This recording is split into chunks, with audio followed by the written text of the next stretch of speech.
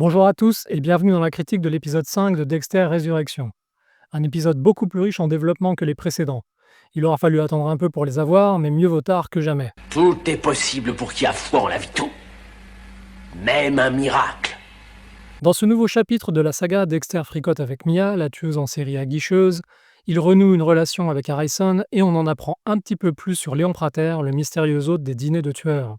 Disons-le tout de suite, l'épisode 5 marque enfin le retour en grâce du Dexter de la grande époque, ou en tout cas nous n'en sommes vraiment pas loin, et je dois dire que je m'en réjouis.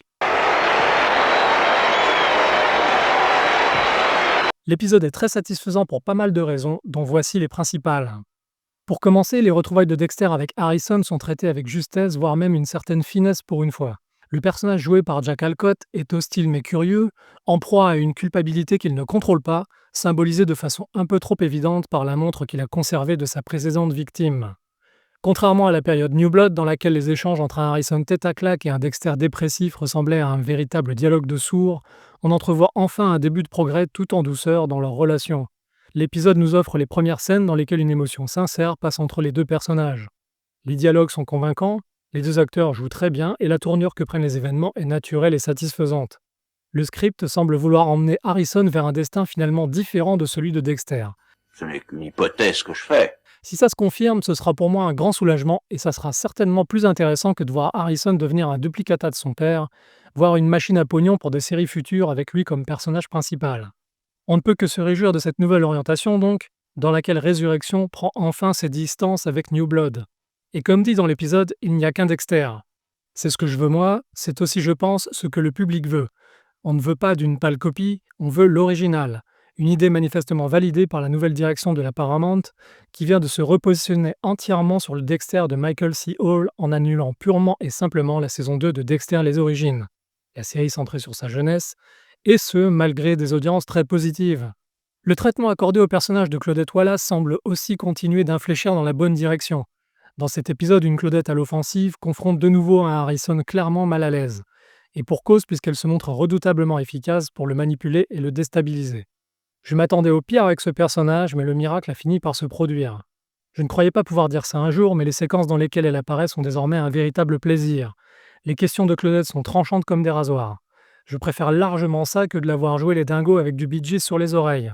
Je salue au passage la belle performance de Kadia Saraf dans le rôle, voire même celle de son collègue, Melvin Oliva, avec lequel elle semble enfin avoir des discussions normales d'adultes responsables et professionnels.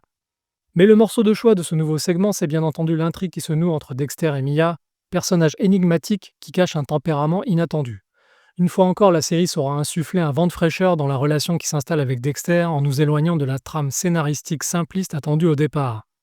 Le script fait un excellent usage de la tueuse, une folle dangereuse totalement ambivalente, très masculine dans sa recherche de domination des hommes, mais aussi très féminine dans son goût incontrôlé pour l'improvisation et la spontanéité. Le personnage est parfaitement joué par une Kristen Ritter inspirée. Dexter, quant à lui, est de nouveau mis face à ses propres démons, qui le poussent sans cesse dans son obsession d'avoir une famille vers des individus qui ne lui correspondent que bien rarement. Les passages qui concernent Léon Prater sont eux aussi très réussis. Très malin sur ce coup, les scénaristes en ont fait un personnage autour duquel la brume s'épaissit toujours plus à chaque fois qu'il parle. Chaque intervention nous donne une pièce d'un puzzle qui reste totalement indéchiffrable pour le moment.